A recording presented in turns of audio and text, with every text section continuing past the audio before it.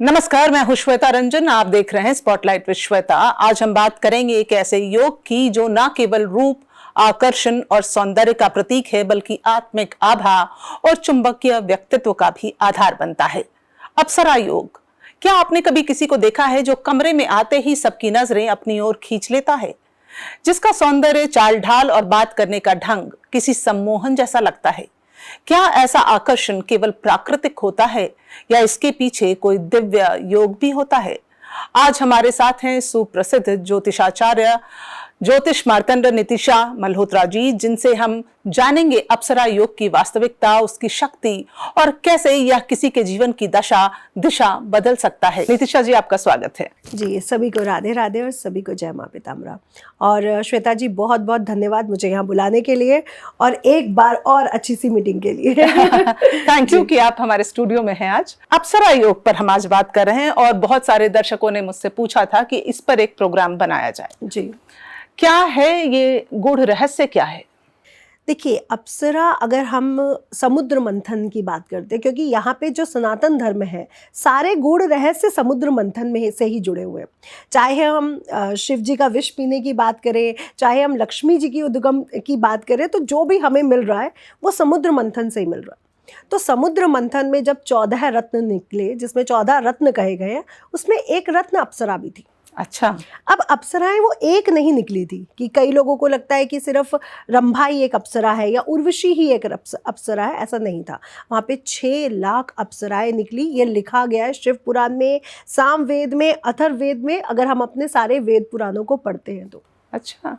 6 लाख सुंदर अप्सराएं, उनके साथ उनकी कर्मचारिणी यानी उनकी सेविकाएं जो करोड़ों में थी। और अप्सरा है क्या? अगर हम अप्सरा शब्द को देखते हैं, अप्सरा है जल में रमण करने वाली, जल से जुड़ी एक ऐसी महिला जो बहुत सुंदर है, जो लौकिक भी है और अलौकिक भी है, क्योंकि अप्सरा के भी 2 पार्ट्स हैं, लौकिक और जैसे हम सोचते हैं कोई परी जैसा कोई। हाँ जी, हाँ, जो जल से बना हुआ है। तो बेसिकली अप्सरा को जब हम संस्कृत में अप्सरस करेंगे तो हमें वर्ड मिलेगा जो जल से बना हो, जल का प्राणी, उसे अप्सरा कहा। तो समथिंग लाइक अ मरमेड। हाँ, समथिंग लाइक अ मरमेड हम कह सकते हैं, क्योंकि उसकी उत्पत्ति ही समुद्र मंथन से हुई है, जल से हुई है।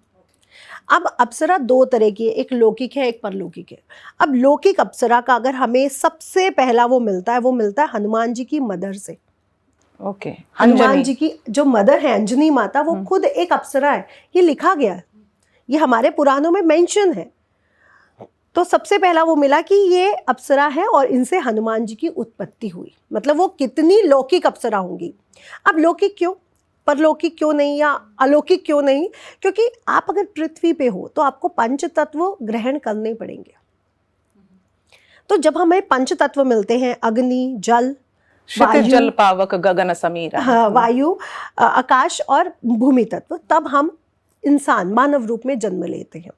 अप्सरा यानी जो ऐसी महिला है जो नॉर्मल महिलाओं से उठी हुई है, जिनकी बौद्धिक क्षमता स्ट्रांग है, जो बहुत कलात्मक है, जिनका बॉडी लैंग्वेज एकदम घड़ा हुआ है, जो कभी मोटी या पतली नहीं हो सकती, जिनका फिगर एकदम घड़ा हुआ हो, जिसको देखते ही अट्रैक्शन हो या जिसकी बातों से आपको अट्रैक्शन हो। क्योंकि आप इतने समझदार हो, आप अलौकिक हो, तो आपकी बातें अलौकिक होंगी।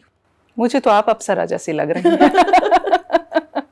तो आपकी बातें अलौकिक होंगी। तो वहां पे हमें सबसे पहला जो मेंशन मिला वो हनुमान जी की मदर से मिला। और हनुमान जी की एक मदर ऐसी है जो पूरे, अगर हम उसमें बात करें कि राम जी उनकी कुटिया में जा रहे हैं उनसे मिलने, यानी वो कितनी अलौकिक रही होंगी वो अप्सरा कि जिनको पृथ्वी पर जन्म लेना पड़ा उनकी किसी गलती की वजह से, लेकिन उनकी तपस्या से एक रुद्र अवतार उनके घर जन्म हुआ, उनके कोख से जन्म लिया। और फिर वही रुद्र अवतार अपने प्रभु श्री हरि विष्णु को उनके घर लेके आया। हम लोग मोक्ष प्राप्ति के लिए कहाँ जाते हैं? संन्यास लेते हैं, वनों में जाते हैं, मंदिरों में जाते हैं, पहाड़ों पे जाते हैं। यहाँ पे राम खुद उनके घर आ रहे हैं, श्री राम। तो ये सबसे बड़ी बात थी उनके लिए कि हर बेटा आपको यात्रा तो करवा सकता है श्रवण कुमार बनके, लेकिन हर बेटा प्रभु को आपके पास नहीं ला सकता। आपको ले जा सकता है, बेटे ले जाते हैं अपने पेरेंट्स को यात्राएं करवाने, लेकिन यहाँ प्रभु खुद आ रहे हैं। तो वो कितनी बड़ी अप्सरा की वो लिखी गई है। अब अगर हम अप्सरा को और डीप में जाके समझते हैं तो संस्कृत में एक हमें श्लोक मिलता है, अप्सु रति गच्छति इति अप्सरा, जो जल में विचरण करती है, जो जल से बनी है, जो जल की प्राणी है, वो है अप्सरा। तो ये अप्सरा है, लेकिन अप्सरा योग क्या है? अप्सरा योग पर अभी हम ध्यान से अगर जाते हैं तो अप्सरा योग है जब एक स्त्री एक फेमिनिन एनर्जी दिमाग से, सुंदरता से, शारीरिक गठीला एक शरीर है और शरीर की तंदुरुस्ती से भी नॉर्मल महिला से ऊपर उठ जाए। तो क्या ये सिर्फ महिलाओं से जुड़ा हुआ है नितिशा जी? अप्सरा योग क्या सिर्फ महिलाओं में होता है? हाँ, मतलब अप्सरा योग सिर्फ महिलाओं में ही होता है, लेकिन कई बार तो हम एक अच्छे पुरुष को देख के भी लड़कियां बार बार मुड़ के देखती हैं। अप्सराओं का पार्टनर गंधर्व लिखा गया है, ये अथर्ववेद में लिखा है कि जो अप्सराओं के पार्टनर है वो गंधर्व है। क्योंकि अगर आप सामवेद पढ़ते हैं तो सामवेद में जो म्यूजिक है वो गंधर्व है, जो डांस है वो अप्सरा है। शिव शक्ति, तो जहाँ पे शक्ति है वहाँ पे शिव होगा, उसका रूप दूसरा होगा। तो जो पुरुषों में भी अलौकिक है या लौकिक है वो है गंधर्व। जैसे हम पुरुष को देख के क्या वो करते हैं कि एक गठीला बदन है, स्ट्रांग है, उसकी मेंटालिटी बहुत स्ट्रांग है, वो जब बोलता है तो पूरा नेतृत्व की भावना झलकती है, तो वो है गंधर्व, जिनको देख के स्त्रियां बिल्कुल मग्न मुग्ध हो जाए, वो है गंधर्व। तो उसका जो मेल पार्टनर है वो गंधर्व है। हमने देखा है कि इंद्र के उसमें स्वर्ग में अप्सराएं डांस कर रही हैं, तो म्यूजिक कौन बजा रहे? उनके पार्टनर, ओके, गंधर्व। और कई लोग ऐसा बोलते हैं कि ये अप्सराएं तो सिर्फ और सिर्फ व्याभिचार, हमारे सुख को भोगने की जरूरत है, या कई जगह मैंने बहुत सारे ऐसे पॉडकास्ट रति योग से जोड़ के देखा गया है, पॉडकास्ट में सुना है कि इंद्र तो ना मस्त रहते थे, मतलब उनके पास तो सारे सुख हैं और उनके पास बहुत सी अप्सराएं हैं जो उनको खुश करने में लगी रहती हैं, विलासिता वाला जीवन। यहाँ पे बिल्कुल अतिशयोक्ति के साथ गलत डिस्क्रिप्शन दिया गया है। इंद्र जो पूरे देवी देवताओं के राजा हैं, जो भगवान के नीचे वाले सारे कामों को संभाल रहे हैं। जैसे अगर प्रधानमंत्री हमारे मोदी जी हैं तो उत्तर प्रदेश के या दिल्ली के सीएम कौन हुए? रेखा जी या योगी जी, राइट। अब या योगी जी, रेखा जी एक अच्छे पद पर है, उनको ऑफ कोर्स गाड़ी मिली है, घर मिला है, सारी सुख सुविधाओं का ध्यान रखा गया है। इसका मतलब ये नहीं होता कि वो रति क्रियाओं से या विलासिता से जुड़े हैं। या सोमरस को बहुत सारे एस्ट्रोलॉजर्स ने एक गलत वो दी गई है सोमरस के बारे में कि वो तो एक मदिरा है जिसका वो पान करे रहते हैं, नेगेटिव कॉनोटेशन है। हाँ, इसका पूरा और इसका सबसे ज्यादा फायदा उठाते हैं दूसरे धर्म के लोग, क्योंकि उन्होंने हमारे पुराण नहीं पढ़े हैं, उन्होंने हमारे ग्रंथ नहीं पढ़े हैं। और प्रॉब्लम्स लोगों के साथ क्या है कि उन्हें एज अ एस्ट्रोलॉजर की जरूरत ना पड़े, वास्तु विशेषज्ञ की जरूरत ना पड़े, उन्हें किसी की जरूरत ना पड़े, अगर वो अपने पुराण और वेद पढ़ ले तो आपको किसी की जरूरत नहीं पड़ेगी अगर आप अपने वेदों और पुराणों को पढ़ते हो, क्योंकि एक एक चीज बहुत अच्छे से लिखी गई है। तो जैसे अप्सरा योग कोई भी व्यक्ति अगर चाहे कि, या लड़की खास आपने जैसे कहा लड़कियों में होता है, तो अगर वो चाहे कि वो उस योग का असर उस पर दिखे तो ऐसा हो सकता है? नहीं, आपको उस योग में जन्म लेना होता है। जैसे छठे भाव का मालिक लग्न में चला जाए, त्रिकोण आपके पूरी तरह से स्ट्रांग हो, केंद्र अधिपति योग बना के बैठे हो, या त्रिकोण में ही उच्च के होके बैठ जाए, तब अप्सरा योग बनता है। जहाँ पे आपका दुश्मन भी अगर आपके सामने खड़ा हो जाए ना, वो भी आपके उसमें आ जाएगा कि वाओ, मैं इससे दुश्मनी कैसे कर सकता हूँ। आपने देखा कि जब ऋषि मुनियों, जब इंद्र का सिंहासन हिलता था, ये धारावाहिक स्टोरीज में, टीवी चैनल्स में दिखाया जाता है कि जब इंद्र का सिंहासन हिला तो उसने कहा जाओ अप्सरा और एक ऋषि मुनि की तपस्या भंग कर दो। जी बिल्कुल, है ना। तो सबसे पहले अप्सरा को गलत ढंग से दिखाने वाली ये धारावाहिक ही है। क्योंकि मैं इस पर आने वाली थी कि अक्सर हम सोचते हैं कि उर्वशी, मेनका, इन सबको, अब यही मैं जानती हूँ, इन सबको इसलिए मतलब एक योजना के तहत भेजा जाता था कि लोगों का ध्यान भटकाए, तपस्या तोड़े, जी भंगित करे। इसको मैं बहुत क्लियर करूं, अगर हम अथर्ववेद पढ़ते हैं तो वहां पे बिल्कुल मेंशन है कि जो अप्सराओं से दूर रहने के लिए वहां पे लिखा गया है।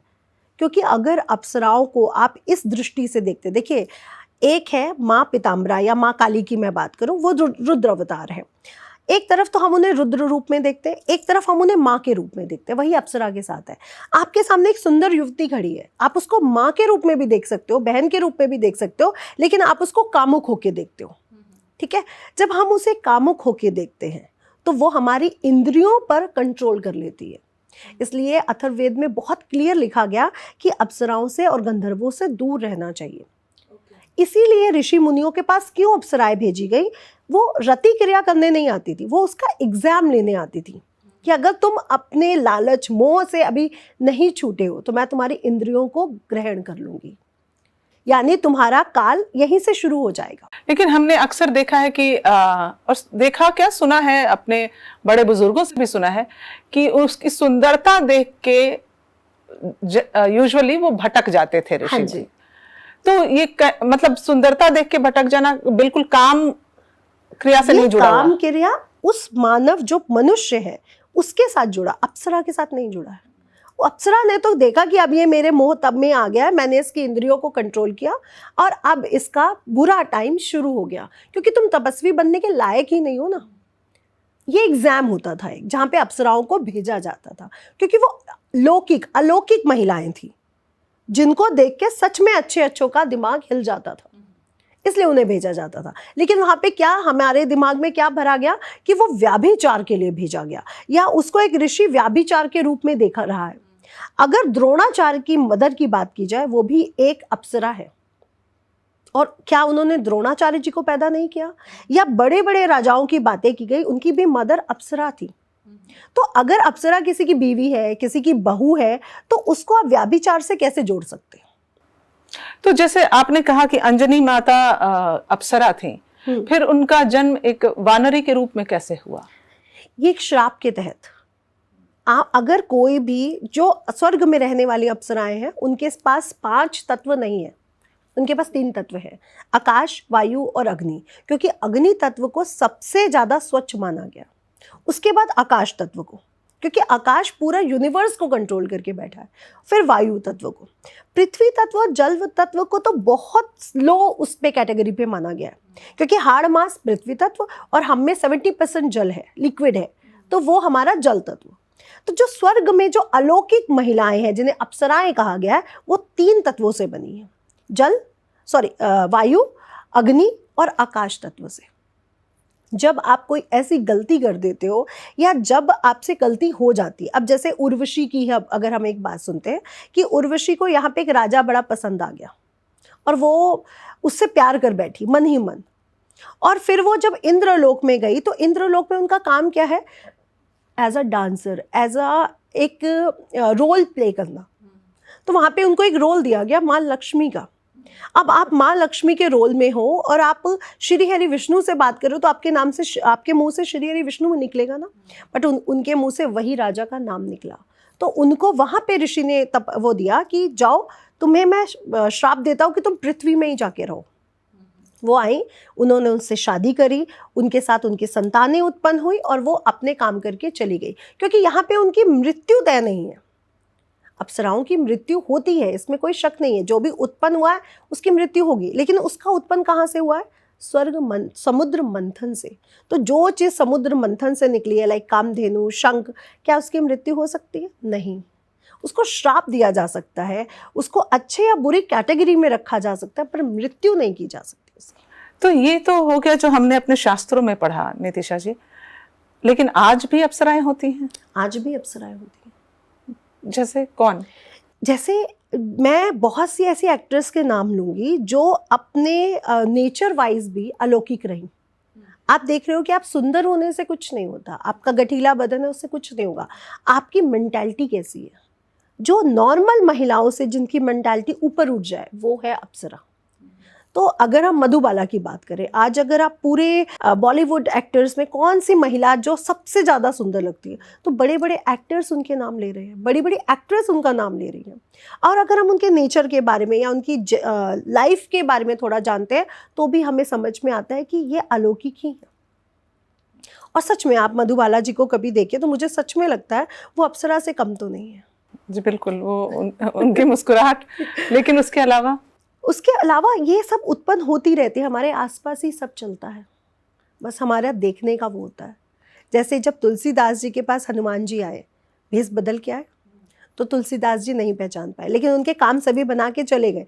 वैसे हमारे आसपास ही सर्व है, हमारे आसपास गंधर्व भी हैं, हमारे आसपास अप्सराएं भी हैं, सब कुछ हमारे आसपास है। और पृथ्वी लोक इसलिए ज़्यादा स्पेशल है क्योंकि पृथ्वी पे सब है। आपको पता है स्वर्ग में सिर्फ देव है, ब्रह्मलोक में सिर्फ ब्रह्मा के सेवक और ब्रह्म जी हैं, पृथ्वी लोक पे सब है।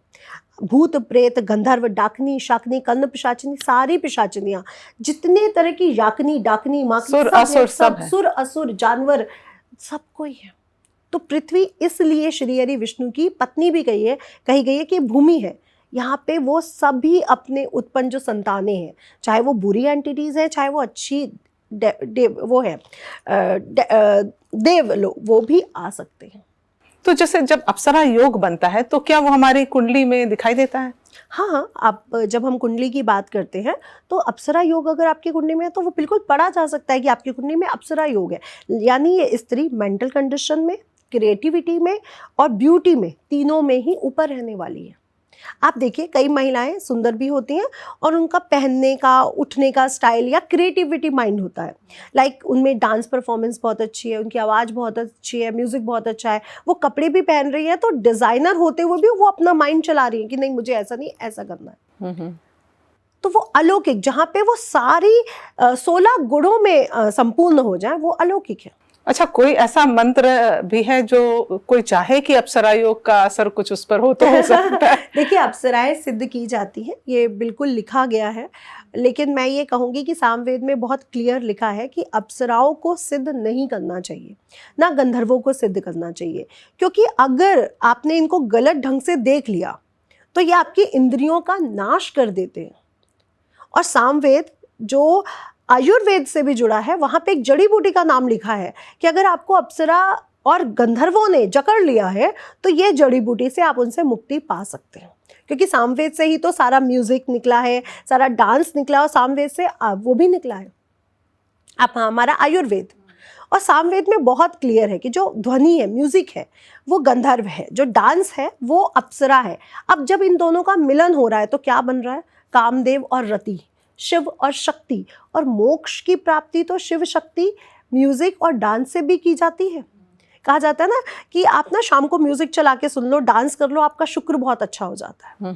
कहा जाता है कि आपको हमेशा स्लिम ट्रिम सुंदर रहना, तो म्यूजिक और डांस सुनो या करो। क्यों? आपका माइंड रिलैक्स हो जाता है, चंद्रमा स्ट्रांग हो जाता है। क्योंकि ये बात बहुत क्लियर है कि मोक्ष प्राप्त करने के लिए सिर्फ साधना मार्ग नहीं है। ओशो ने काम मार्ग भी सुझाया, जबकि उनका नजरिया एक तरह से सही था, लेकिन लोगों ने उसका मिसयूज किया। हाँ। वही दूसरा एक नजरिया और भी है कि हम म्यूजिक और डांस के द्वारा भी शिव और शक्ति को प्राप्त कर सकते हैं, यानी ब्रह्मा आनंद से जुड़ सकते हैं।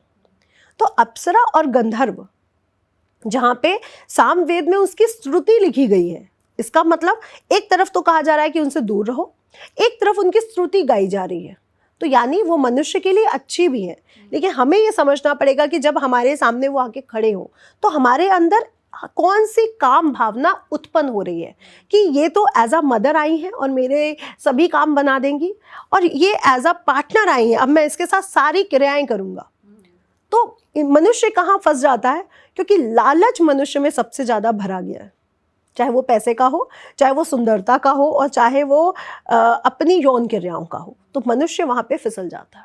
मतलब कि अगर कोई ये सिद्धि पाना चाहे, अप्सरा योग हासिल करना चाहे, या कोई भी मंत्रो जाप या जो भी क्रियाएं होती हैं करे, तो उसका नुकसान हो सकता है, साफ शब्दों में हम कहें। क्योंकि आपके सामने वो जब आएंगी तो आपका एग्जाम लेंगी। सिर्फ देवी शक्तियाँ जो 10 महाविद्याएं हैं, जो माँ दुर्गा के 9 रूप हैं, जो माँ के 51 शक्तिपीठ है, वो हमारा एग्जाम नहीं लेंगे। या भैरव जी हैं, या हनुमान जी हैं, या गणेश जी, वो हमारा एग्जाम नहीं लेंगे, लेकिन ये तो लेंगी, क्योंकि ये हमारे लिए बनी ही नहीं है, ये तो बनी ही स्वर्ग में रहने के लिए, तो वो हमारे पास क्यों आना चाहेंगी? दूसरी तरफ ये भी लिखा गया है कि ये मनुष्यों से जुड़ना चाहती हैं। अच्छा, हाँ, ये भी लिखा गया है सामवेद में कि ये मनुष्यों से जुड़ना चाहती हैं, लेकिन उनकी भी एक अपनी परंपरा है, उनकी भी अपनी एक सोच है। या तो वो एक ऐसे पुरुष को पसंद कर ले तो वो जुड़ेंगी, फिर वो एज अ पार्टनर जुड़ सकती हैं, लेकिन अगर हम उनके ऊपर कामुक दृष्टि रखते हैं तो वो हमसे कभी नहीं जुड़ेंगी। और अप्सरा के मंत्र को सिद्ध करने से आपको सुंदरता मिलती है, ये रिटन है। और सुंदरता ऐसी कि आप मर भी रहे होगे ना, आप आज 100 साल के हो गए हो, आपके फेस पे झुर्रियाँ नहीं होगी, आप अलौकिक और सुंदरता आपके फेस पे नजर आएगी, और आपका कोई भी फिजिकल बॉडी खराब नहीं होगी कहीं से भी। जैसे कैंसर है, शुगर है, जहाँ पे हम कहते हैं कि हमारी हड्डियाँ गल रही हैं, कमज़ोर हो रही हैं, ये सब कुछ भी नहीं होगा। और पैसा भी वो बहुत देती हैं, क्योंकि वो तो खुद विलासता से जुड़ी हुई है ना। आप अगर 10 महाशक्तियों की बात करते हो तो वहाँ पे सब विलासता से जुड़ी हुई हैं। आप कौन सी ऐसी महाशक्ति जिसको आप विलासता से नहीं जोड़ते हो? कौन सा ऐसा मंदिर है जहाँ पे आप भोग नहीं जोड़ते हो? 56 भोग चढ़ रहे हैं, इतने लाखों भोग लग रहे हैं, तो सब देवियाँ विलासता से जुड़ी हुई हैं। जो भी देव है, देवी जो पृथ्वी से ऊपर की कैटेगरीज में आती है, वो सब विलासता से जुड़ी है। जो पताल है, डाकनी, शाकनी, पिशाचनी, वो विलासता से नहीं जुड़ी हुई है। ओके। जैसे उनके लिए मल, मूत्र, मैथुन, उनका प्रयोग किया जाता है। जो बुरी चीज़ें हैं वो विलासता से नहीं जुड़ी। जब आप पृथ्वी से ऊपर बात कर रहे हो, परियों की बात कर रहे हो, आप अप्सराओं की बात कर रहे हो, आप गंधर्वों की बात कर रहे हो, आप यक्षिणी की बात कर रहे हो, आप योगिनी की बात कर रहे हो। परी और अप्सरा में क्या फर्क है? परी और अप्सरा में फ़र्क इतना ही है कि वो बाहर से एक वर्ड आया, परी है ना, एंजल्स, और उनको बहुत जल्दी एक्सेप्ट कर लिया गया। आप मलेशिया चले जाओ, वहाँ पे अप्सराओं के पिक्चर्स मिलते हैं। आप बहुत सी ऐसी कंट्रीज़ हैं, वहाँ पे जापानीज़ में भी अप्सराओं का वर्णन किया गया है, परियों का वर्णन किया गया है। तो परियां वही हैं, अप्सराएं। जो 6 लाख अप्सराएं हैं वो 6 लाख परियां ही हैं। उसमें कुछ पावरफुल है और कुछ कम पावरफुल है। इसलिए जो पावरफुल है उनको याद किया जाता है, लेकिन लोगों को सिर्फ उर्वशी याद रहती है, रंभा याद रहती है। अब रंभा क्योंकि वो हमारे उसमें कैरेक्टर में हमने उनको देखा है राइट। लेकिन अब इसमें तिलोस्मा है, बहुत सारी नाभि दर्शना है, बहुत सी सुंदर और पावरफुल है। रंभा को क्यों याद किया जाता है? रंभा कुबेर जी की बहू है, उसके बेटे की विवाह रंभा से हुआ है। अब आप देखिए, अगर कोई अपने बेटे का विवाह किसी अप्सरा से या परी से कर रहा है तो क्या वो व्याभिचार से जुड़ा होगा? नहीं। हमारे सनातन धर्म में पत्नी को पतन से बचाने वाली महिला कहा गया है, तो वो खुद पतन की तरफ कैसे जा सकती है? तो इसलिए वो व्याभिचार से तो नहीं जुड़ी है। ये टीवी सीरियल्स या जो और धर्म के लोग बात करते हैं, गलत करते हैं। दूसरा, रंभा को जब रावण ने देखा तो ऑफ कोर्स उसकी सुंदरता पे मुग्ध हो गया। और ये भी कहा गया कि जो उनकी पत्नी मंदोदरी है वो भी तो एक अप्सरा ही है। जो मेंढक से बनी है, मेंढकी है, वो भी तो एक अप्सरा ही है। तो अप्सराओं के वंदन तो हमें बहुत जगह मिल रहे हैं ना, लेकिन वो भी पतिव्रता धर्म का पूरा पालन कर रहे हैं। उन्होंने कभी किसी परपुरुष को दूसरी दृष्टि से नहीं देखा और अपने पति को लाखों बार समझाया। अब रंभा का वर्णन मिलता है कि रावण ने उसके साथ जबरदस्ती की। ये वर्णन मिलता है। मैं इसके फेवर में नहीं हूँ इस कथा के, लेकिन मैं फिर भी बता रही हूँ कि हमें एक वर्णन मिला कि रावण ने उसके साथ जबरदस्ती की। तब उसने उसको श्राप दिया कि जब तुम ऐसे ही किसी और महिला को देखोगे तो तुम्हारा वहीं पे अंत होगा, जहाँ पे सीता जी का वर्णन मिलता है।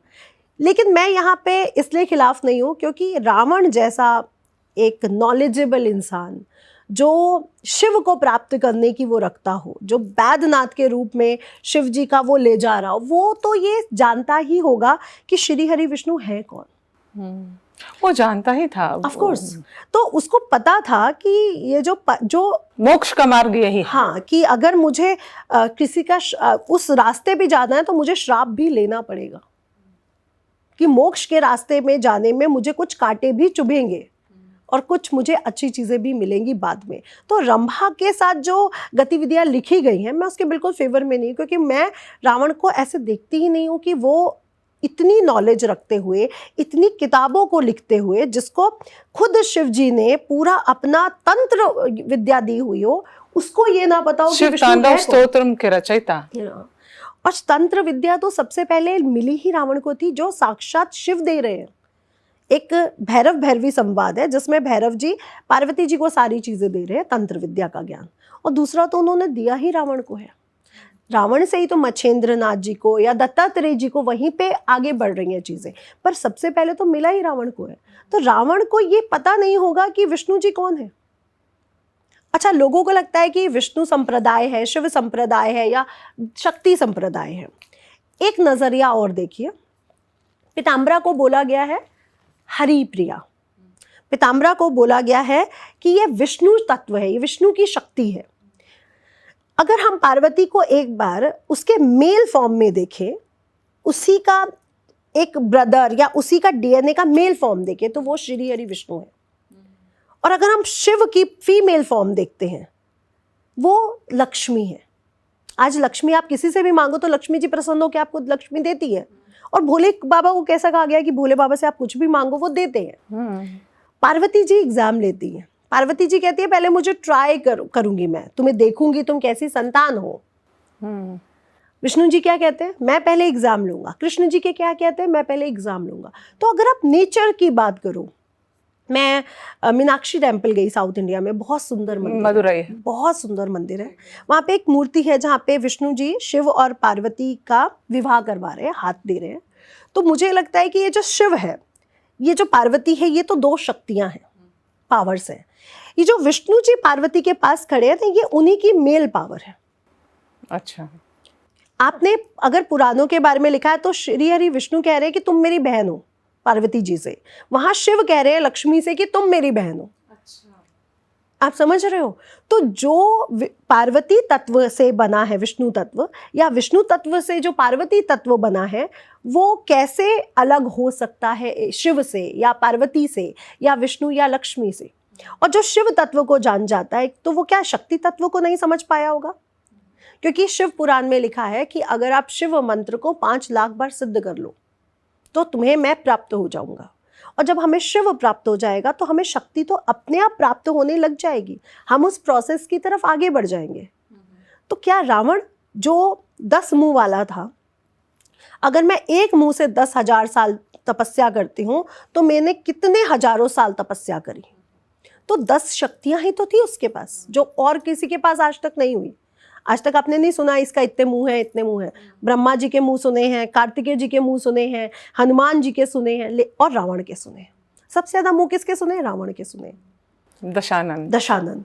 और वो दशानन ये नहीं जानता था कि श्री हरि विष्णु कौन है या रंभा कौन है, क्योंकि रंभा ही एक अलौकिक स्त्री थी जो पृथ्वी लोक पे थी, जिसके कारण वो श्राप को ग्रहण कर सकता था।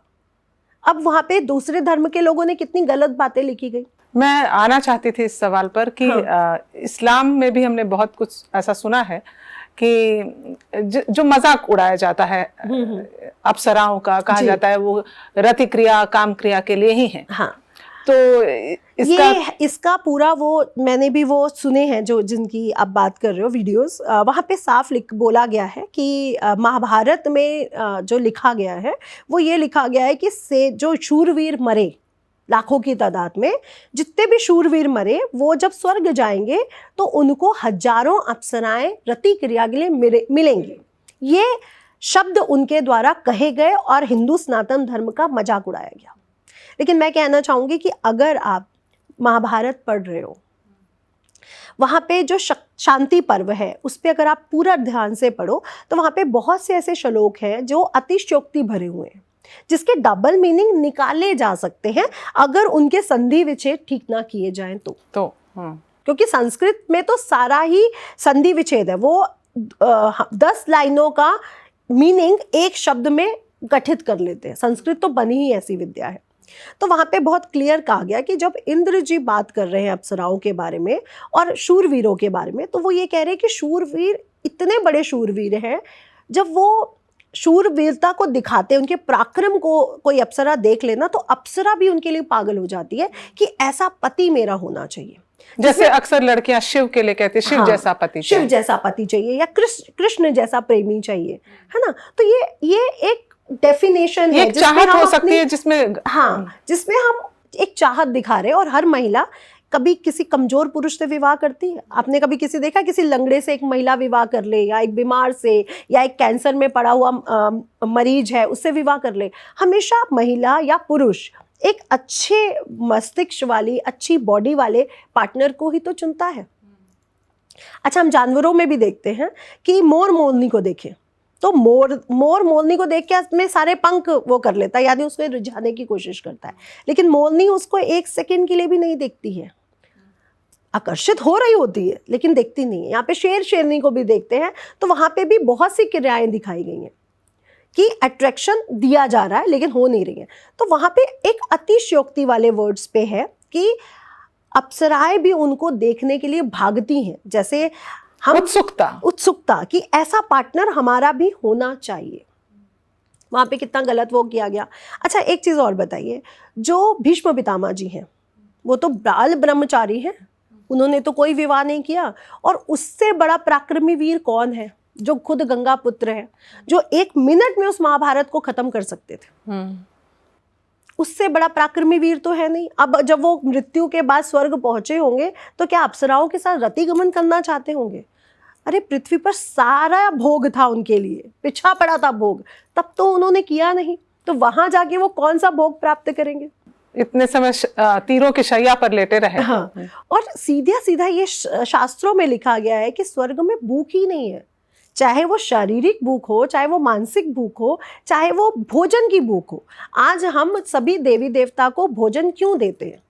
उनके पास क्या भोजन की कमी है? वहाँ पे भूख ही नहीं है। भूख को सोचने के लिए, भूख को समझने के लिए तो वो पृथ्वी लोक पे आते हैं। क्यों हमें भोग ग्रहण करने के लिए वो पृथ्वी लोक पे आते हैं? क्यों हमें हवन वगैरह करने पड़ते हैं? नितिशा जी, एक सवाल अभी आप मन में आया, स्वर्ग और नरक होता है? बिल्कुल होता है। और जो लोग कहते हैं स्वर्ग पृथ्वी लोक से ऊपर है और नरक पाताल लोक में है, मैं कहती हूँ ये सिर्फ आपके कर्म है। क्योंकि मैं आपको सच बता रही हूँ, ऐसा नहीं कि मेरे साथ प्रॉब्लम्स नहीं आती। 17 की रात को जिस दिन राहु चेंज होने वाला था, मेरी लाइफ में एक बम फटा था। तो प्रॉब्लम सबके साथ आती है, लेकिन मैं अपने दिल पे हाथ रख के कहती हूँ, माँ आप हो ना, मेरे साथ कुछ बुरा नहीं हो सकता। और अगर होगा बुरा तो मैं उसमें भी तैयार खड़ी हूँ, क्योंकि मुझे पता है कि आप वो चाहते हो। तो यही स्वर्ग है। लोग कहते हैं कि कलयुग है, लोग बहुत बुरे हैं, मेरे हस्बैंड भी कहते हैं, पर मैं कहती हूँ नहीं, मेरे साथ जब माँ खड़ी है ना, तो मेरे लिए कोई कलयुग नहीं है, मेरे लिए सतयुग चल रहा है। आज भी हर पूर्णमासी को कृष्ण राधा जी जब आते हैं, रासलीला खेलते हैं, तो मैं उनको देखती हूँ, मैं उनको देख पा रही होती हूँ, मेरी आंखें उसको देख पा रही हैं, उस ध्वनि को, उस खुशबू को महसूस करती हूँ मैं। तो मैं कैसे मान लूँ कि नर्क है या कली है? कली होगा, जो कलयुग को देखना चाहते हैं उनके लिए कली भी है और कल की अवतार भी होगा। लेकिन जब मैं देख ही कृष्ण को रही हूँ, तो मैं तो सिर्फ कंस को ही देख पाऊंगी ना, मैं फिर कल्कि को नहीं देख पाऊंगी। तो मेरे लिए स्वर्ग यही है, जब हमारी भावनाएं मतलब शांत हो जाए, कर्म प्रधान है। हाँ, शांत हो जाए, जब हम विश्वास कर, हम अपनी माँ पे भी तो विश्वास करते हैं। मम्मी आज टीचर ने ये कहा, आज उस बच्चे ने मारा, माँ पे ही तो विश्वास करते हैं, और माँ सब कुछ सही कर देती है। जाती है टीचर से मिलती है, बच्चे को समझाती है कि बेटा लड़ाई नहीं करते। तो जब मेरी माँ सब सही कर सकती है, तो वो पराशक्ति माँ क्या सब सही नहीं कर सकती? हम लोग विश्वास क्यों नहीं रखते? तो कभी मेरे पास पैसा आए ना आए, मेरा बिजनेस अच्छा चले ना चले, या कुछ भी हो जाए, या बच्चे कई बार बहुत अजीब सी जिद करके बैठ जाते हैं, मैं कहती हूँ सब ठीक हो जाएगा। कोई भी दुनिया की ऐसी वो नहीं है जो ठीक नहीं हो सकती, क्योंकि मेरे पे हाथ है उसका, और उस हाथ को मैं फील करती हूँ। मैं जब आंखें बंद करती हूँ तो उस टच को मैं फील करती हूँ, वो बहुत बड़ी बात है मेरे लिए। तो मैं कैसे कहूँ कि स्वर्ग नहीं है? मेरे लिए तो है। कमिंग बैक टू अप्सरा योग, जैसे हम बात कर रहे थे कि उसमें एक गजब का आकर्षण होता है, सुडौल सुंदर शरीर सब होता है, तो क्या हम ये मान सकते हैं कि जो मॉडलिंग की दुनिया में लोग हैं, फिल्मों में हैं, वो उनमें अप्सरा योग है? हाँ बिल्कुल कह सकते हैं, लेकिन मेंटालिटी भी देखनी पड़ेगी। आपने बहुत सारी एक्ट्रेस या बहुत सारी सुंदर महिलाओं में मेंटालिटी बहुत गंदी देखी है, जिसमें बहुत ईर्ष्या है, जिसमें बहुत घृणा है, जो दूसरों को हटाना चाहते हैं। वो अप्सरा योग से उत्पन्न नहीं हो सकती। वो यक्षिणी योग लेके बैठ सकती है, वो पिशाचनी योग लेके, क्योंकि पिशाचनी भी तो एक ऐसी क्रिया है जो रूप बदल सकती है, जो सुंदर भी दिख सकती है और बदसूरत भी दिख सकती है। तो ये तो वो महिलाएं हैं जो अंदर से बदसूरत है और ऊपर से सुंदर दिख रही हैं, तो इनके अंदर तो पिशाचनी योग भी हो सकता है ना। राहु को भी तो महामाया कहा गया है कि बहुत सुंदर है, आकर्षण और बहुत कुरूप है। तो वहाँ पे जो बुरी एंटिटीज है, वहाँ के योग भी तो है। योग देखिए ज्योतिष में सारे लिखे गए हैं, पिशाच योग, चंडाल योग, कौन सा ऐसा योग है जो नहीं लिखा गया? गंधर्व योग, अप्सरा योग, सब कुछ मतलब यही जो योग है यही हमारे व्यक्तित्व का निर्माण करता है। राइट, हमारे व्यक्तित्व का निर्माण हमारी कुंडली के बैठे ग्रह ही करते हैं। अब जैसे आप बहुत ईमानदार हैं, आपके लिए सुनाई पड़ता है कि आप बहुत ईमानदार हैं, आपके व्यक्तित्व का निर्माण उसी ग्रह ने किया होगा जो आपके लग्न में बैठा होगा या लग्न को देख रहा होगा कि आप ईमानदार हैं। ऐसे बहुत से लोग होंगे जो बहुत बेईमानी करके, बहुत गलत पैसा खा के आगे बढ़ रहे होंगे, उनका व्यक्तित्व का निर्माण वैसे ग्रहों ने किया होगा जो डुअलिटी से भरे होंगे, जो सामने कुछ दिखते होंगे और पीछे कुछ करते होंगे। तो आप ऐसे प्लैनेट से बने होंगे जो एक जो है वो है, सूर्य जो है वो उग्र भी है, वो ठंडा भी है, उसे ग्रहण भी लगता है, लेकिन वो सबसे ज्यादा अग्निकारक भी है, ऊर्जा भी देता है, जीवन भी वही देता है। चंद्रमा को, नवग्रहों को ताकत भी वही देता है, नवग्रहों का राजा भी वही है। अगर बीज भी अंकुरित ना हो कि अगर वो ऊर्जा ना दे तो, और उसी के इर्द गिर्द सारे ग्रह चक्कर भी लगा रहे होते हैं और उसको सबसे ज्यादा बुरा भी बोल रहे होते हैं कि चंद्रमा तो देखिए कितना सौम्य है, गुरु तो देखिए कितना ज्ञानी है, लेकिन उनके सारी ताकत तो सूर्य है। इस हमारी गैलेक्सी की जो जहाँ पे पृथ्वी भी उसका चक्कर लगा रही है, मतलब सूर्य में तपिश भी है, जनरेटर तो वही है, मीटर तो वही है जिससे पृथ्वी लोग भी आज चल रहा है। तो मैं ये मानती हूँ कि स्वर्ग नर्क कुछ नहीं होता। मैं मल्टीपल यूनिवर्स को मानती हूँ, और मैं ये मानती हूँ कि ये जो आज हमारा पॉडकास्ट हो रहा है ये यहाँ नहीं हो रहा, ये पहले हो चुका है। जैसे आज आप कोई भी पिक्चर मधुबाला जी की लगा लो तो आप देख लेते हो ना, आपके पेन ड्राइव में होगा, आपके लैपटॉप में होगा, या कोई सीडी है या कोई कैसेट्स है। वैसे ही जब जब भगवान को वो चीज़ें देखनी होती हैं, यहाँ पे एक और चीज़ मिलती है कि जब राम जी को जाना था कि अब मुझे जाना है वापस विष्णु लोक में, तो उन्होंने हनुमान जी से बात करी और हनुमान जी ने तो कहा मैं आपके बिना रह नहीं सकता। और हनुमान जी तो चिरंजीवी हैं, वो तो जा नहीं सकते, उनको तो रहना है जब तक ये पृथ्वी का नाश नहीं होगा, तब तक क्या किया जाए। तो हनुमान जी ने कहा कि अच्छा तुम मेरी अंगूठी गिरी है, पाताल लोक में जाके लेके आओ। तो जब वो पाताल लोक पहुँचे तो शेषनाग जी ने कहा तुम फिर आ गए। इट मीन्स वो लाखों बार जा चुके हैं और वहाँ पे अंगूठियों के ढेर है। अच्छा है ना। और अगर हम महाभारत में गीता पे जाते हैं तो कृष्ण भीष्म पितामह को क्या कह रहे हैं, तुम गंगा पुत्र हो, तुम्हारा तो मोक्ष 1 मिनट में तय है, जो गंगा मोक्ष प्रदायिनी है, लेकिन वही उसका पुत्र 100 साल के पीछे वाला जन्म देख रहा है कि मैंने एक सांप को ऐसे कांटों में फेंका था तो आज मैं कांटों की शैया पे बैठा हूँ। तो इसका मतलब मोक्ष है कहाँ? मोक्ष कहीं नहीं है। मोक्ष प्राप्त करना सिर्फ रावण के बस में ही था और किसी के बस में मोक्ष प्राप्त करना नहीं है।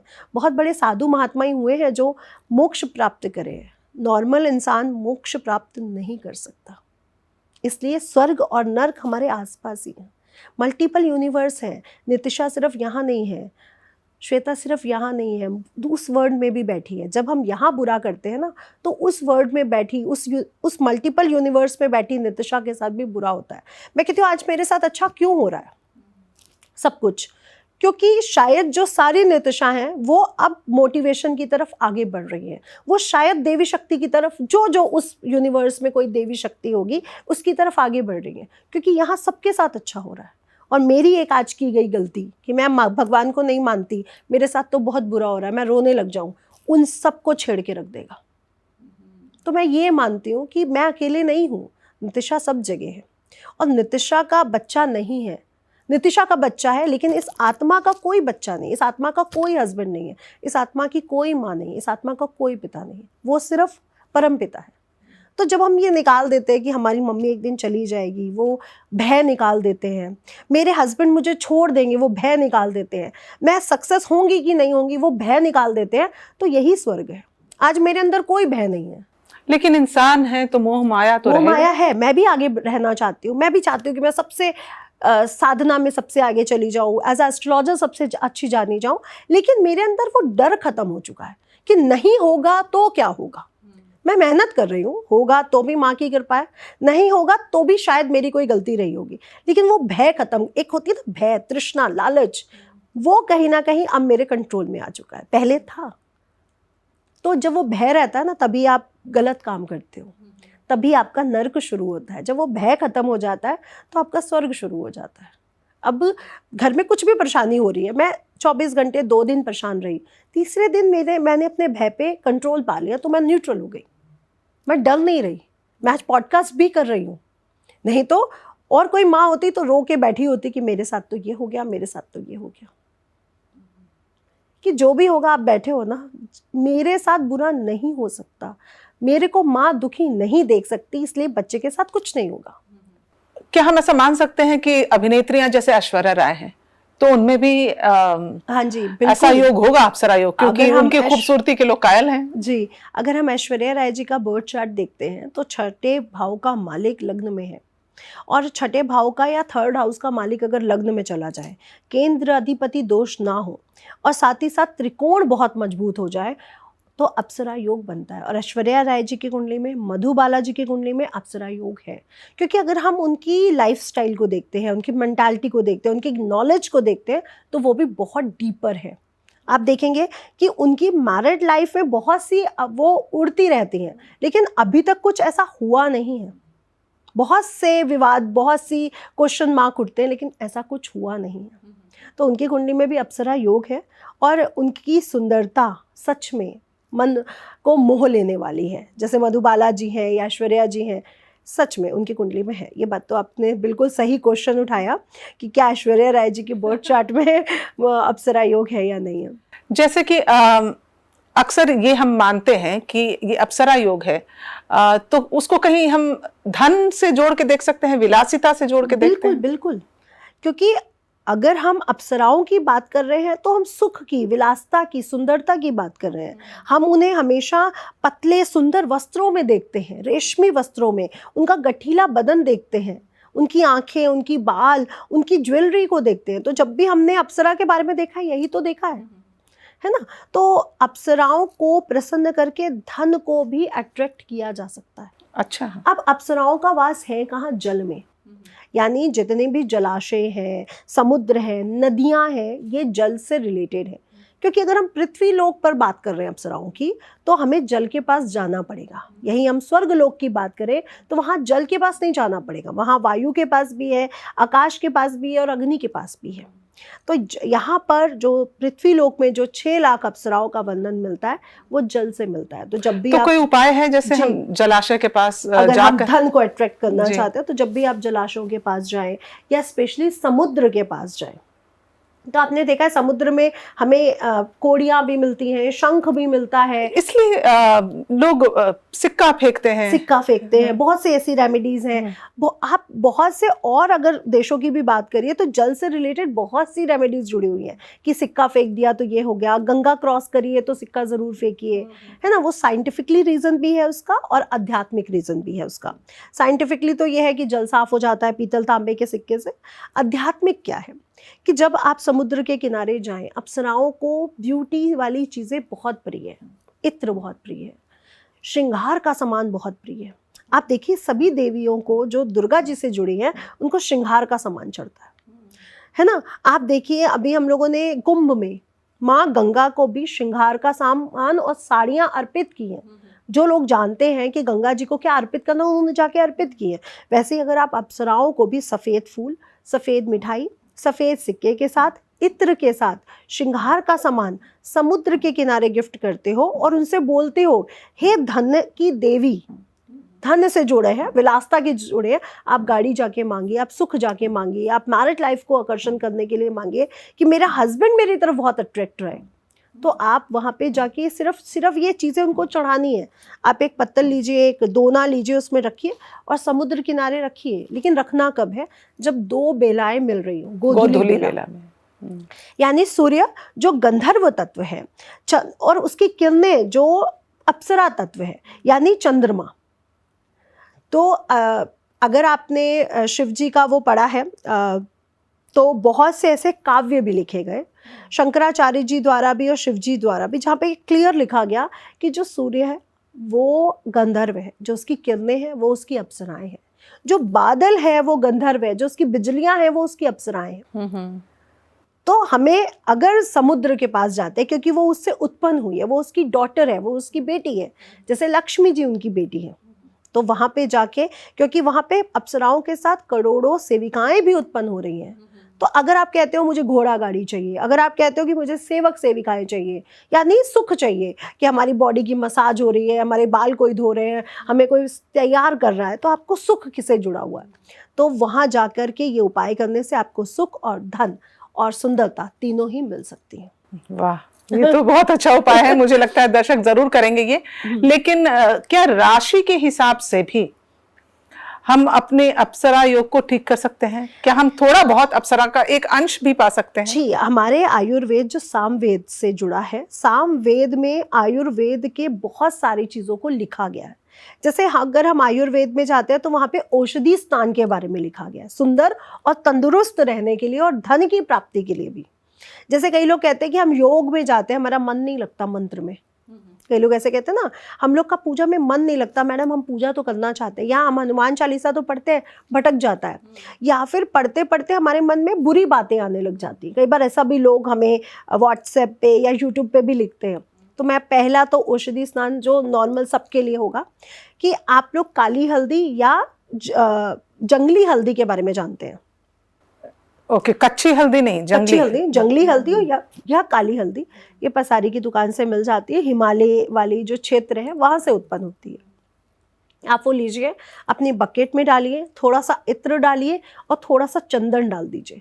आप डेली नहाना शुरू कर दो, या फिर आप नवरात्रों में ही अगर अपने ओरा को स्ट्रांग रखना चाहते हो, आप चाहते हो कि मेरा सिर्फ नवरात्रे मन लग जाए पूजा में, तो आप देखेंगे कि आप में अलौकिक एक दिव्यता आने लग जाएगी, आपका कंट्रोल रहेगा। जैसे कई लोग कहते हैं, दिल्ली में ही बहुत होता है कि व्रत रख के शाम को खूब व्रत वाली चाट पकोड़े और रेस्टोरेंट्स में हम थालियाँ खा रहे होते हैं। तो व्रत है क्या?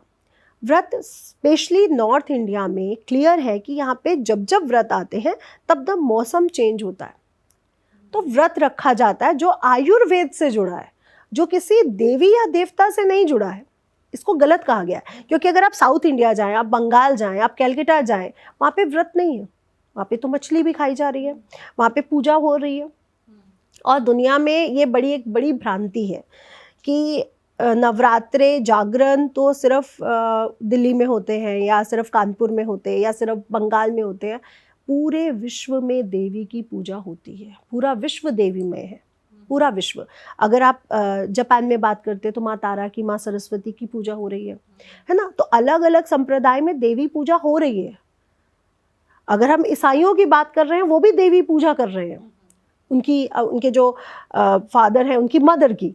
तो देवी पूजा हर जगह, और पूरा भारत ही देवीमय है, तो हर जगह देवी पूजा हो रही है। और देवी के साथ जुड़ना बहुत आसान है, क्योंकि जब हम माँ के साथ जुड़ते हैं तो वो सबसे आसान हो जाता है।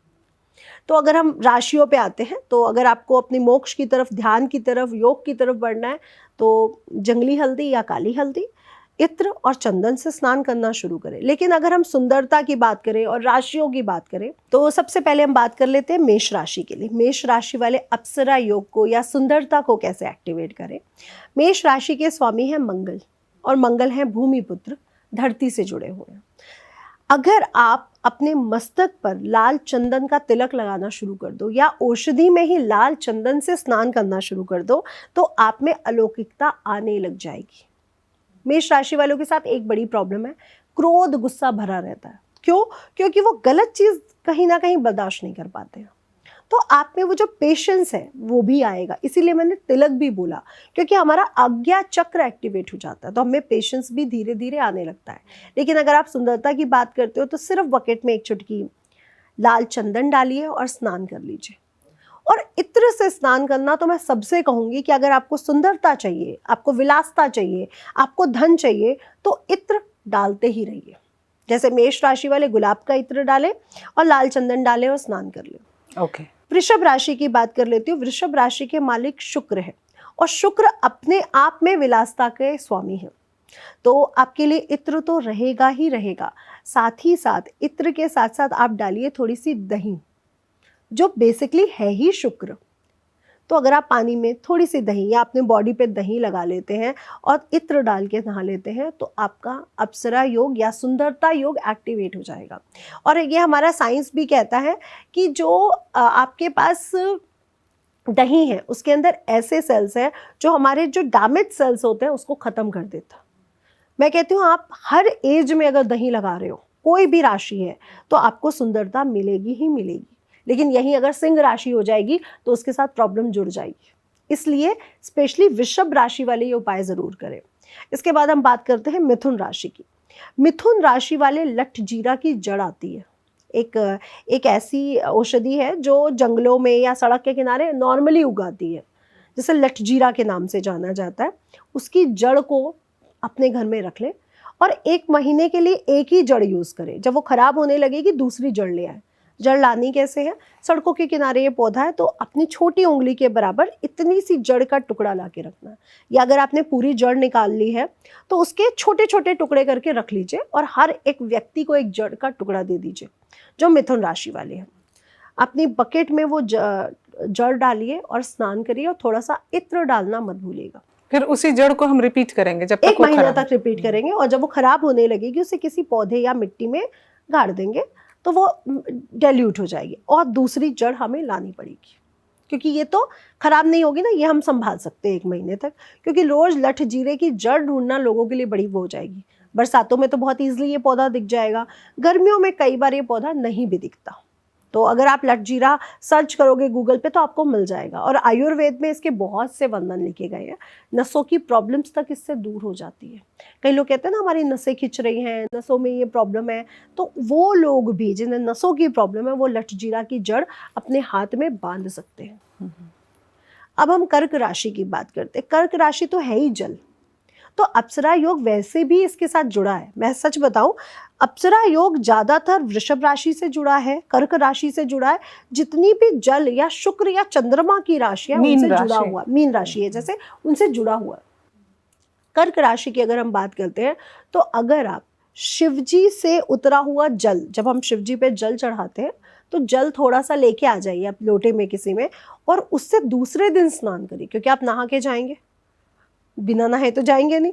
तो आज आपको जल लाना है, दूसरे दिन उसी जल को जल में मिलाकर और इत्र डालकर स्नान करिए। इत्र आप बेला यूज कर सकते हैं, चमेली यूज कर सकते हैं, तो सफेद फूलों के जो इत्र है वो आप यूज कर सकते हैं। तो उससे नहाना शुरू करिए, आपको अप्सरा योग नहीं, बहुत सुंदर, उससे भी जो कहते हैं ना जो परा शक्तियों में जो सुंदरता है वो मिल जाएगा। अब हम सिंह राशि की बात कर लेते हैं। देखिए सिंह राशि के लिए स्पेशली मैं ये कहना चाहूँगी कि सिंह राशि की जो विरुद्ध चीज़ है वो है इत्र, क्योंकि वो शुक्र की है। सिंह राशि वाले अगर शुक्र का कोई काम करेंगे तो वो उसके विरुद्ध हो जाता है, क्योंकि दोनों ही हॉटेस्ट प्लैनेट है और दोनों ही जब मिलते हैं तो उष्णता को, गर्मी को बढ़ा देते हैं, तो क्रोध बढ़ेगा। इसलिए मैं आपके लिए इत्र तो बिल्कुल नहीं कहूँगी, लेकिन मैं आपके लिए कहूँगी लाल चंदन और गुड़ डाल के अगर आप नहा लेते हैं, क्योंकि गुड़ की भी अपनी खुशबू है, लाल चंदन की भी अपनी एक खुशबू है, तो आप में वो अलौकिकता, वो सुंदरता, डेफिनेशन अपने आप वो झलकने लगेगी। आपका व्यक्तित्व अपने आप आकर्षित करेगा लोगों को। और साथ में सिंह राशि के लोगों को या सभी को मैं ये बोलना चाहूँगी कि जब आप सूर्य पूजा करते हो तो हमारे में जो तेज है, हमारे में जो एक कॉन्फिडेंट लेवल है वो सूर्य दे सकता है सिर्फ हमें। आजकल लोगों में प्रॉब्लम क्या है, वो रात को लेट सोते हैं, सुबह लेट उठते हैं, तो उनसे कैसे कहा जाए कि आपका कॉन्फिडेंस लेवल बहुत स्ट्रांग रहेगा, आपका जो अट्रैक्शन लेवल है बहुत स्ट्रांग रहेगा। क्योंकि अगर आप बहुत ध्यान से देखिए तो ऋषि मुनि क्या करते थे, त्राटक, सूर्य देवता को देखते थे और त्राटक करते थे। और हमारी आंखें ही लोगों को आकर्षित कर सकती हैं। हमारी आंखों में एक ऐसी ओरा होती है जो दूसरों को आकर्षित कर देती है। जैसे हम दिया से त्राटक करने लगे हैं अब हम लोग, लेकिन जो सूर्य से किया गया त्राटक है वो सबसे ज़्यादा हमें अच्छे फल देता है। तो लोग कहते हैं ना उसमें पता नहीं क्या है, वो आकर्षित कर लेता है या कर लेती है, वो त्राटक विधि है। ओके। तो लोगों को त्राटक करना चाहिए, उससे हमारी आंखें अच्छी रहती हैं, हमारी आत्मा शुद्ध रहती है, हमारे अंदर नेगेटिव भाव नहीं आते हैं कि चलो ये करते हैं, चलो वो करते हैं। आजकल सोशल मीडिया में इतनी गंदगी भर चुकी है कि वो देख देख के ही लोगों में नेगेटिव भाव आ जाते हैं। अगर आप एक वेब सीरीज खोल के बैठ जाओ, उसमें इतने गंदे सीन होंगे कि आधे लोग जो उस वैसे ही सोचते होंगे उनमें तो आएगा ही आएगा। तो आप कहाँ जा रहे हो? आप राहु की चीज़ों की तरफ ही तो बढ़ रहे हो, तो फिर आप कलयुग की बातें क्यों कर रहे हो? क्योंकि आप खुद ही कलयुग को क्रिएट कर रहे हो ना। अगर आज आप सतयुग में हो तो फिर विलासता या ये सब की बातें कहाँ है? सुदामा ने तो ये सब बातें नहीं करी ना, फिर भी उसको महल मिल गया जो उसको श्री हरि विष्णु खुद दे रहे हैं। तो आप वहाँ पे लालच नहीं है, वहाँ पे तृष्णा नहीं है, वहाँ पे भूख नहीं है। ये सबसे बड़ी बात है। और अगर हम कन्या राशि की बात कर लेते हैं, कन्या राशि को अगर हम बोलते हैं कि कन्या राशि में अप्सरा योग कैसे सुंदरता बढ़ाई जाए, एक खस की जड़ी बूटी आती है, खस, जिसका शरबत भी बनता है। जिसका शरबत भी बनता है, उसके बीज लेकर के आप बकेट में डाल के नहाना शुरू कर। ये खसखस है, वही खसखस जिसे अफीम उससे भी जोड़ा गया, वही खस, उससे नहाना शुरू कर दीजिए और इत्र भी मिला लीजिए। और अगर आपको खस के बीज या खस की जड़ नहीं मिल रही है तो आप खस का शरबत ही एक बूंद मिला लीजिए, क्योंकि कई लोग कहेंगे हमें खस के बीज नहीं मिल रहे। वैसे पॉपी सीड्स बहुत ईजिली मिल जाते हैं मार्केट में, लेकिन इसकी जड़ ढूंढना कई बार मुश्किल हो सकती है। लेकिन अफीम के पेड़ पूरे भारत में हर जगह मिल जाते हैं, अगर आप ढूंढो तो। भांग के और अफीम के ईजिली मिल जाते हैं, और अगर आप पहाड़ों पे जाते हो तो बहुत ईजिली मिल जाते हैं। तो आप उसकी जड़ ले आइए, बहुत अच्छा है। अदरवाइज पॉपी सीड्स या खस का शरबत भी आप यूज़ कर सकते हो, जिसमें थोड़ी मिठास कम हो। अब इसके बाद बात करेंगे हम तुला राशि की। तुला राशि है ही शुक्र की राशि, और ऐसा कहा भी गया है स्पेशली तुला राशि के लिए, कर्क राशि के लिए, वृषभ राशि के लिए, मकर के लिए, कुंभ के लिए, कि ये जो राशियां है ना, ये योग में भी, इंट्यूशन में भी बड़ी आगे रहती हैं। तो तुला राशि वाले सिर्फ और सिर्फ इत्र से नहाना शुरू कर दें और फिर देखें अपनी लाइफ में बैलेंस। लेकिन तुला राशि वाले, वृषभ राशि वाले, कर्क राशि वाले, इनको नज़र भी बहुत जल्दी लगती है। तो हफ्ते में एक बार नमक का धूनी देना या नमक उतारना या कोई दीपक जला के घुमा लिया, नज़र उतारते रहे, क्योंकि इनको नज़र लगेगी। और अगर आप अप्सरा योग, सुंदरता की बात कर रहे हैं तो नज़र वैसे भी लगती है। तो ये लोग सिर्फ इत्र से नहाएं, गुलाब का इत्र आपके लिए बहुत अच्छा रहेगा, उसी से सिर्फ नहाना शुरू कर दें, आप मज़ा देख लोगे।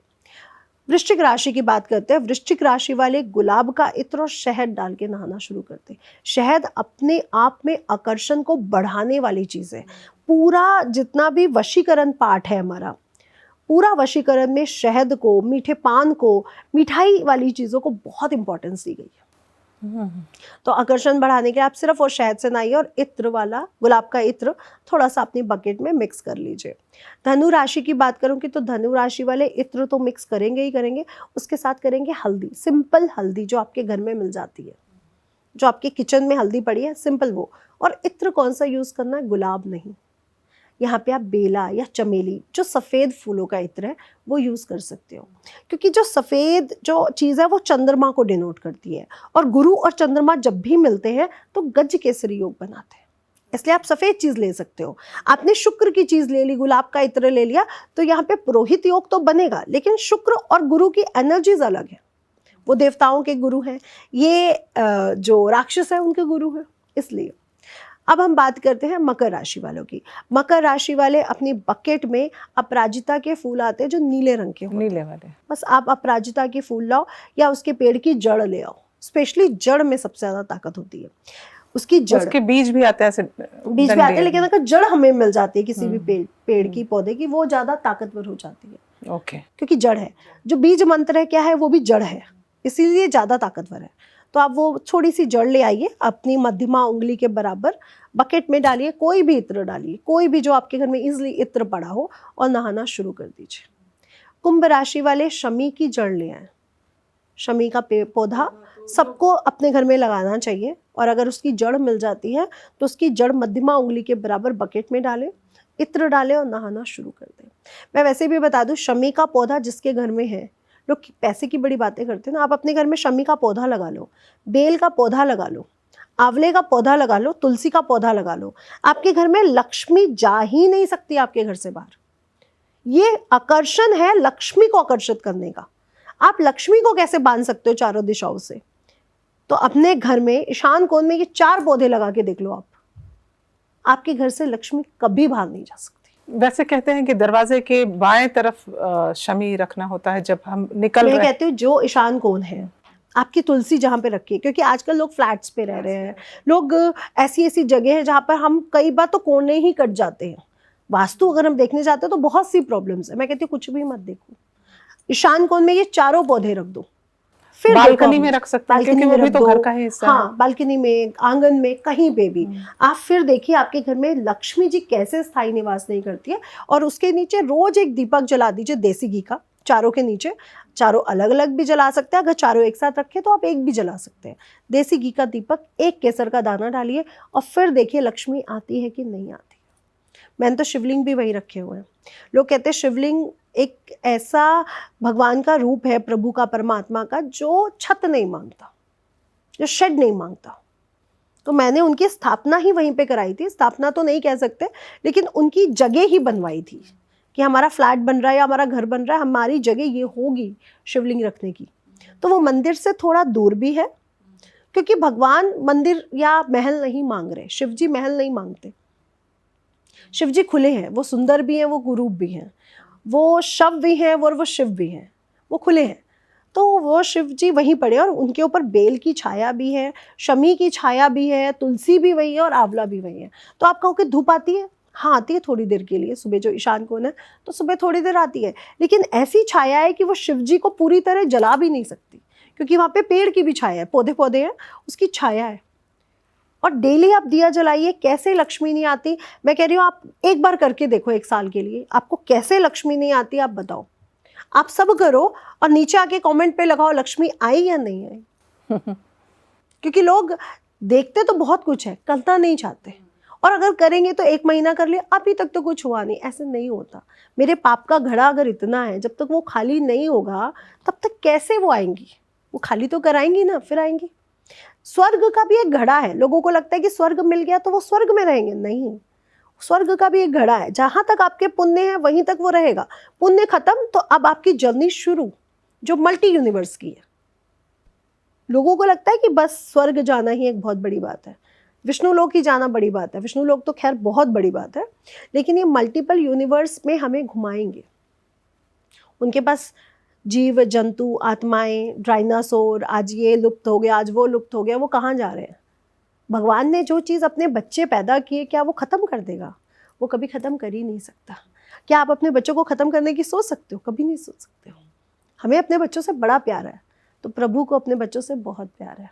अब हम मीन राशि की बात कर लेते हैं। मीन राशि वाले स्पेशली आंबा हल्दी आती है, हल्दी भी है और आंबा भी है, और जल तत्व उसमें सबसे ज़्यादा अधिक है, जंगली हल्दी से भी ज़्यादा, काली हल्दी से भी ज़्यादा और नॉर्मल हल्दी से भी ज़्यादा। सिर्फ आंबा हल्दी डालिए और अगेन कोई भी वाइट फूल वाला इत्र, बेला, चमेली, कोई भी, और उससे स्नान करना शुरू कर दीजिए। आपको सुंदरता भी मिलेगी। जो मैं कहती हूँ ना, लोगों में झुर्रियाँ आ रही हैं, ये आ रहा है, वो आ रहा है, ये सब नहीं आएगा। और एक चीज़ और आप ध्यान से देखिए, हमारे जो अप्सराएं हैं, जो रानियां हैं, अगर आप उनको बहुत ध्यान से देखते हो तो वो मालिश करवा रही हैं। वो नहाने के पानी में उनके फूल भी हैं, उनके दूध भी है, उनके इत्र भी है। आपने कभी टीवी सीरियल्स में देखते हैं, या वो धूनी ले रही है, वो अपने बालों को खुशबूदार करने के लिए धूनी लेती हैं, या अपनी बॉडी से खुशबू को निकालने के लिए इत्र के साथ धूनी भी लेती हैं। अब हम लोग क्या करते हैं? धूनी नहीं लेते हैं। धूनी निगेटिव ऊर्जा को खत्म करके हमारे में अलौकिकता को लाता है, ये बात फैक्ट है। ये बात फैक्ट है कि जो हमारी फेस की मसाज है वो बहुत ज़रूरी है। लोग फेस की मसाज नहीं करते आज। वो लोग कहते हैं फेशियल से सब कुछ हो जाएगा, फेशियल कराने से कुछ नहीं होने वाला। आप 5 मिनट डेली अपने फेस को मसाज कर दो, आपको झुर्रियाँ पड़ेंगी ही नहीं। तो लोगों को ये समझना पड़ेगा कि 2000, 5000, 10,000 के फेशियल से, आप खुद बताइए, जो मैं 5 मिनट डेली एक्टिविटी करती हूँ, क्या वो महीने में एक बार 10,000 का फेशियल कराने से मुझे वो चीज़ मिल सकती है? मिल ही नहीं सकती। जो आप 5 मिनट डेली करते हो, देसी घी लीजिए गाय का और डेली अपने फेस पे 5 मिनट सुबह उठते ही मसाज कर डालिए। आप देखिए सुंदरता कैसे नहीं आती। और जो लोग कहते हैं ना शाइन, वो अपने आप शाइन देसी घी से ही आ जाती है। और लोग आजकल कहते हैं देसी घी खाना नहीं चाहिए, देसी घी लगाना नहीं चाहिए। मैं तो इतना खाती हूँ, इतना लगाती हूँ कि मैं आपको बता नहीं सकती। मुझे तो उसकी खुशबू बड़ी पसंद है, कि खुशबू ना आए तो मुझे लगता ही नहीं कि देसी घी मेरे आसपास है। तो आप लोग अच्छा खाइए, ये मत सोचिए कि मोटापा बढ़ रहा है तो देसी घी नहीं खाना। देसी घी सबसे बड़ा तत्व है जो आयुर्वेद में लिखा है, जो आपके फिजिकल बॉडी को, जो आपकी ब्यूटी बॉडी को, दोनों को एनहांस करता है। कृष्ण जी क्या खाते थे? देसी घी, मक्खन, दूध। तो खाइए, वो लोग खाना चाहिए। आजकल यूथ बहुत गलत कर रहा है कि जिम वाले इंस्ट्रक्टर ने कह दिया ये नहीं खाना, वो नहीं खाना, ये बहुत गलत है। प्लीज़ अपने बच्चों को समझाइए, देसी घी आयुर्वेद में गुणों से भरा है, हजारों लाखों गुणों से भरा है, उसको अपनी लाइफ में ख़त्म मत करो। तभी फिर आजकल के बच्चों की एज कितनी कम होती जा रही है, कोई 40 तो कोई 50 तो कोई 60। तो बहुत खूबसूरती से आपने नितिशा जी समझाया अप्सरा योग क्या है, स्वर्ग नरक क्या है। और मुझे लगता है कि ज्यादातर जो कुछ भी है वो कर्म प्रधान ही है जी। बहुत सारे जो हमारे योग होते हैं, ग्रह नक्षत्र हमें अपने हिसाब से चलाते तो हैं, लेकिन बहुत कुछ हमारे अंदर भी होता है। सब कुछ हमारे अंदर ही होता है कि आज मैं नवग्रहों को ठीक करना चाहूँ तो सिर्फ शनि मंदिर में जाके दिया जलाने से सब सही हो जाएगा? आज मैं किसी का रेप कराऊँ, किसी का पैसा खा जाऊँ और शनिदेव के दिया जलाऊँ तो सब ठीक हो जाएगा? नहीं होगा, क्योंकि शनिदेव कहेंगे तूने कर्म क्या किया, अपना वो बायोडाटा दे। वो ये नहीं पूछेगा कि अच्छा उसने तेरे को पहले मारा था या तूने पहले मारा था, वो कहेगा तूने क्यों मारा था, मेरे रजिस्टर में तो मेरी गलतियां लिखी होंगी ना, उसकी नहीं लिखी होंगी। अच्छा तुमने ये क्यों किया, वो ये नहीं कहेगा क्यों किया, तुमने किया क्यों, ऐसी कौन सी वो आ गई थी जो तुमने ऐसा किया। जब हम हैं, सारे ग्रहों को, सारी कुंडलियां ग्रह ही तो चला रहे हैं, और ग्रहों को कौन चला रहा है? शक्तियां। तो हमें उन पे विश्वास रखना चाहिए ना, लोग नहीं रखते। बहुत बहुत शुक्रिया आपका नितिशा जी हमारे कार्यक्रम में आने के लिए। उम्मीद करती हूँ आपको ये पॉडकास्ट बहुत दिलचस्प लगा होगा और आपके मन में जो सवाल उठ रहे थे अप्सरा योग से जुड़े, स्वर्ग नर्क से जुड़े, वो सब आज क्लियर हो गए होंगे, उनके जवाब आपको मिल गए होंगे। आप यूं ही हमारे साथ बने रह सकते हैं। हमारा चैनल सब्सक्राइब करें, लाइक करें, शेयर करें। Thank you.